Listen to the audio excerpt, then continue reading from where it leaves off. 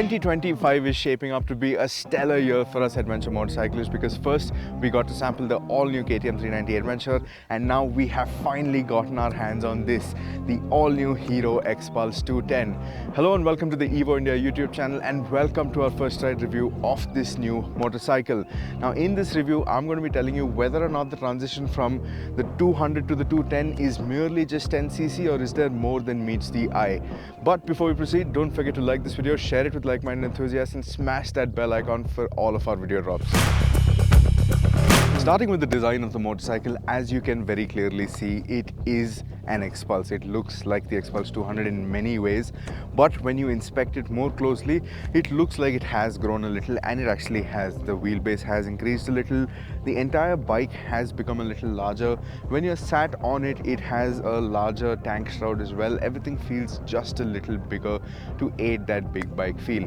Now coming to the front, this is the top variant of the Xpulse, so it does get this tall windscreen as standard. It also gets these knuckle guards as standard. You still have a nice tall fender with a short mudguard, a nice 21-inch front wheel. The forks, as you can notice, have become beefier as well. They have gone up from 37 mm in diameter to 41 millimeters. Then when you're sat on the motorcycle, you're seeing a new 4.2-inch color TFT screen. This is on the top variant. The base version gets a 4.2-inch LCD screen, very similar to that of the Karizma 210. Then you have a nice wide handlebar, this updated switchgear to interact with the menus. Like I said, the tank is a 13-liter unit, but it feels nice and big, but not so big that it takes away from the core feeling of an Xpulse, which is a small, narrow motorcycle. The seat height is 830 mm, very accessible, and because the bike is very narrow, you can really get your feet down very well as well, even if you're a shorter rider. The seat has a new profile as well. It has this nice long thing with a bit of a bump stop over here and the pillion seat.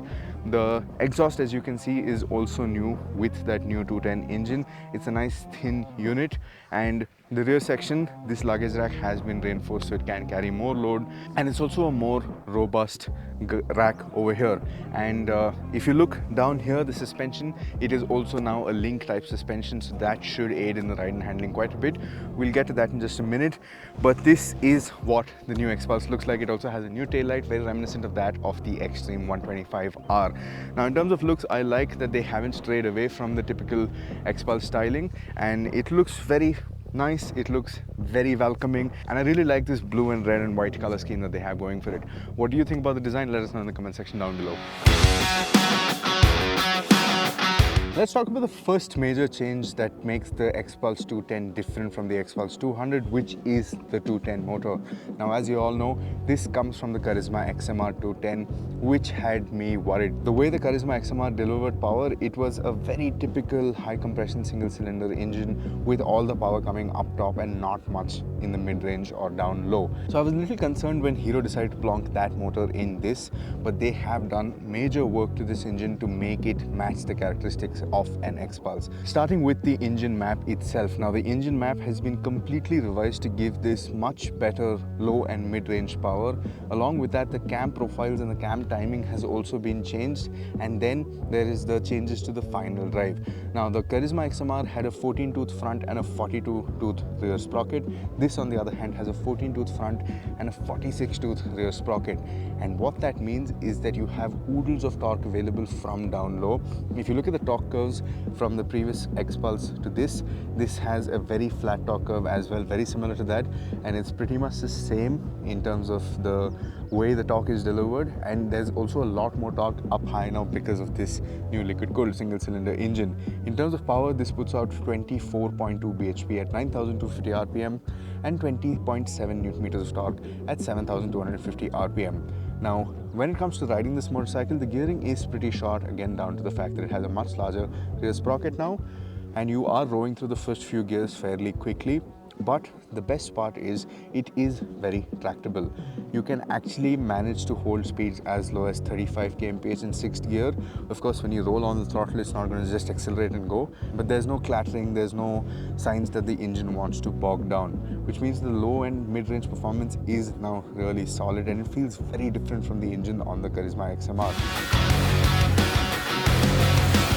Now the primary reason for Hero using this engine was to make this a better highway tourer, and to that end they claim that the 100 kmph plus performance is a lot stronger than on the Xpulse, and credit where it's due, it does feel more potent in the top end as well. You can carry higher speeds, but when you're talking about cruising, I still feel like 85 to 95 kmph is the sweet spot, because when you're actually doing 105 kmph, the tachometer has already crossed 7000 rpm. While there aren't many vibrations to complain of, the engine does feel like it's working very hard to maintain those speeds, and at those speeds there's not a lot of grunt left to make a quick overtake, which means you'll have to slow down, downshift, and then make your pass. So 85, 90, maybe even 95 kmph is the sweet spot for touring still, which is fine, I guess, because expecting this to do 110 kmph with the kind of power it makes while still being a friendly off-roader, I feel like is asking for a lot.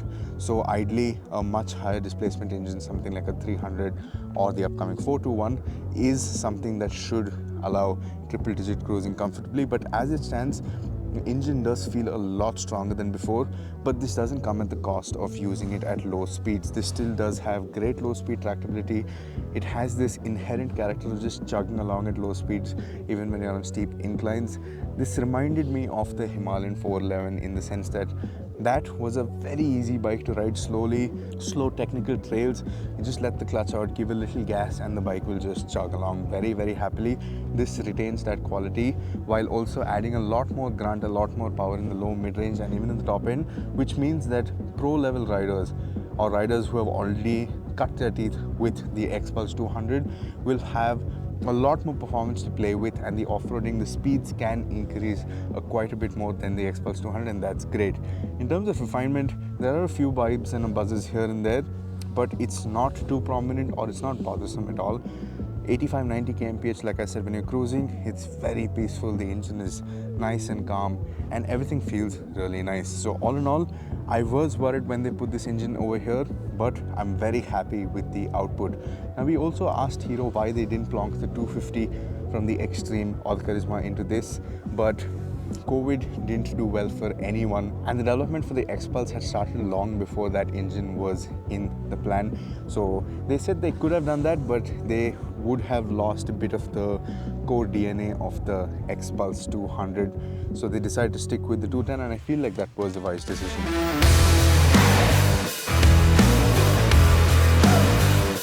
In terms of the gearbox, you have a 6-speed unit very similar to that on the Karizma. The gearbox itself is the same, but with the updated ratios on the final drive, it offers power very differently, of course, but the gearbox in itself is a very smooth unit. It's very clicky, it's very smooth, no misshifts, none of that, and it's a very nice lever. The feel is also very good. So is the clutch, which has a fairly light pull to it. Now before I get to the ride and handling part, I feel you should listen to this engine, because with this new exhaust, this very sleek dual sport type exhaust and that new engine, it sounds really nice.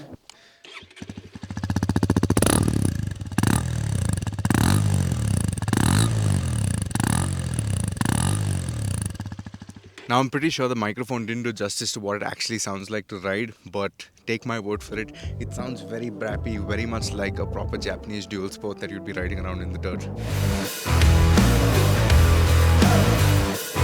Now talking about ride and handling, that's where the second major change comes on the Xpulse 210 over the 200 with an all-new ground-up chassis setup. Now this uses a semi-double cradle frame, which is stiffer, which is beefier and a little more rigid than the previous frame to account for all the extra power that comes from the motor. And with that, all the other parts have also been beefed up to keep with the extra power. So at the front end, you have 41mm telescopic forks instead of 37mm forks on the previous bike, and the monoshock has been uprated with a linkage. So this has a link type monoshock, so that improves the ride quality dramatically. Now in terms of the seat height, it has gone up ever so slightly to 830mm, but because of the narrow profile of the bike, it is still fairly accessible. So if I were to swing a leg over, as you can see, I'm very comfortably flat-footing the motorcycle with a nice bend in my leg still, and the ergonomics triangle is still very nice. It's very comfortable, it's very commanding, and Hero have said that they have done a lot of work with the new handlebar as well. It's also adjustable to some degree, and Hero will sell you risers if you so choose to have them. Let me just quickly stand up and show you the stand-up riding position. Now as you can see, I am gripping the bike here. I am 5'10" tall, and this I don't immediately feel the need for a handlebar riser, and that's just great. And you can also rotate it and get it a slightly upright stance, even more, a more commanding, aggressive attack stance with your off-road riding position. So that's great. And coming to the riding position, the tank has also been made slightly shorter in the sense that it's been pushed forward. The profile of the tank has been redone, so you have more space to move around when you're riding off-road. So when you're riding off-road and you're taking some really tight turns and you really want to load the front, you can come all the way in the front, get your leg out and make a quick turn, and then slide back when you want to. Now, coming to the ride quality, now the suspension has not only become bigger in diameter, but it also has more travel. So you have 210 mm of travel at the front and 205 mm of travel at the rear. The ground clearance has also gone up to 220 millimeters. So all of this just aids with the off-roadability, with the extra performance that the engine has to give.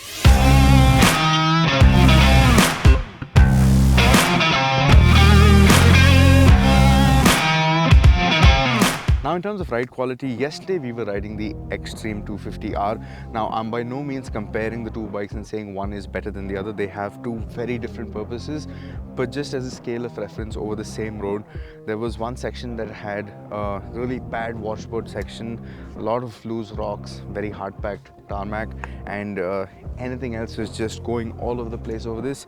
The Xpulse 210 with the new link type monoshock and the beefier suspension, it just handled things so well. You barely felt anything and you could just power through it and just get going. The road ride quality is simply great, and the fact that it can deal with those undulations without breaking a sweat means that when you do get it off-road, again, you have a lot more confidence without feeling disconnected from the road. 21-inch and 18-inch wheel setup remains the same. They have the same sizes as well, so 90/90 and 130/80. They are great. The tires over here are the TVS Hero Grip tires. They perform very well. We have been riding on relatively hard off-road surfaces. It's not really loose and slidey, so that I will tell you when I do get a chance to ride it there. But here it's all small rocks and rocks that shift while you're under, but the bike is nice and loose and it just deals with everything in its stride, and that coupled with the new engine just makes things really nice. Even braking performance is well calibrated. There's not too much dive under hard braking when you're on the roads, and the same soft characteristics of the brake really come at play very well when you're riding off-road. Now, speaking of braking, this has a dual channel ABS system on the top model. The base model gets a single channel ABS system, but the dual channel ABS system has three different ABS modes. You have a road mode where you have ABS engaged at both wheels. Then you have the trail mode where ABS is disengaged at the rear and the front also compensates for a little more slip. Then finally, if you get into the off-road mode, you have ABS disengaged at both ends. So riders who really know what they're doing, they have the ability to do that and extract as much performance as they can from the setup as it is. Now, in the riding position stance, the way you're interacting with the bike, it's really nice. You're in a very upright, commanding stance. The hip is directly above your foot, which means standing up is done at an instant. You don't need to reposition yourself or come up in a weird manner. You just stand straight up, you're over the bars, and it's great. On the whole, the entire riding experience feels like it's become a faster one, but at the same time, you can still do slow speed riding with the same amount of ease that you could with the Xpulse 200. Now, one more thing I want to touch up on is that with everything getting beefier with a larger engine, the weight is bound to go up, and in this case it has. Roughly around 10 kilos is what the increase in weight is, and I feel it's very manageable, and the extra oomph from the engine more than compensates for that. In terms of walking it around, it is a tall bike, so you will feel a bit of the heft while moving it around at standstill, but as far as navigating the traffic or just moving about, I feel like the bike is very manageable because of how narrow it is, because of the 830mm seat height. I do understand 830mm is a little on the taller side, but with all the clearance you're getting and with all of that, I think it's a small price to pay to get used to the seat height. So the weight, despite having gone to 170 kilos on this top end variant, it does seem a little high, but I feel it's just as manageable as before. Now let's take a quick look at the features and the variants of this new Xpulse 210. Now this is the top model, which means it gets all the fitments as standard. Now this is not the Rally or the Rally Pro variant, that is to come for later with the TFT adjustable suspension and all. This is the top model as it is in the standard Xpulse 210. Now you have a 4.2-inch color TFT screen. It has a bit of a matte finish to it, so that makes visibility a little challenging under certain light situations, especially the sun's right above you. But for the most part, it's readable and the layout is very friendly. It shows you exactly what you need to see. You also have a dual channel switchable ABS setup like I spoke about, which has 3 different modes. So if you long press the down button when you're at a standstill, you have road, trail and off-road. Else you can also go into the main menu where you also have access to your connectivity features, which include Bluetooth, navigation, phone pairing and all of that. You also have a USB charging port right under the screen over here, and the Pro variant, it also benefits from these knuckle guards, this tall visor and this heavier luggage rack as standard. Now one cool feature that is standard across both the base and the Pro variants is this engine guard, which is a proper metal engine guard, and this new little rail in the front, which is a very nifty feature when you're riding off-road, especially in the kind of conditions where you tend to fall often. Your bike doesn't always fall in a position where you can just do a bench press and pick it up. Sometimes you need to drag it from where it is to get it to a slightly flatter ground to be able to pick it up easily. And apart from the other points that you already had, you now have this to pull the bike out from any tricky spot, which is a very neat feature to have.